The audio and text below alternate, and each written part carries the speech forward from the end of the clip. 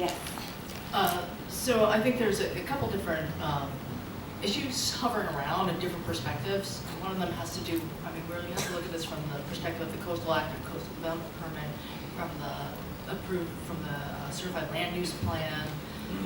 There are distinctions between hotels, apartment hotels, and residential uses here, but I want to focus only on the mellow, because that is, as you said, a separate piece of this and a separate request. So any of these distinctions between hotels, hotel apartments, commercial uses, can you please clarify exactly how the mellow conversion applies to this property in light of what we've heard? Sure. So this property is its history is as a rent-controlled apartment building.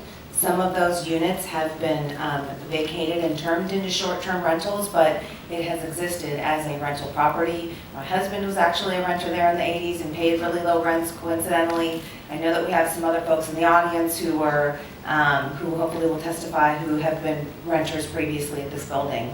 And so to the extent that it is being converted to a commercial use, that under the Mellow Act, you can't convert a residential use to a commercial use unless you prove that a residential use is no longer feasible at that site. And with all of the neighborhood uses, it's pretty impossible to prove that a residential use would not be feasible at 417 Oceanfront Walk. And within the IAP, which I can go grab it and point out the page to you, it lays out very clear triggers and tests for what would make something infeasible, and the zoning here, it doesn't meet that. This is Commissioner Marios again, and isn't there also, is it residential feasibility plus coastal dependent, or is that an either or plus?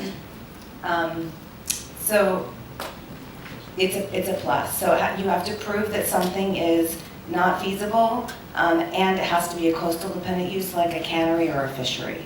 Okay, and then the last is Commissioner Marios again, last question about this is there any distinction in the way the Mellow Act looks at this in terms of whether it's an apartment hotel or a hotel? I don't think the Mellow Act would specifically get into the nuance of those two terms, but from our perspective, it's a residential use going to a commercial use, which would not be permitted. Thank you. Mm-hmm.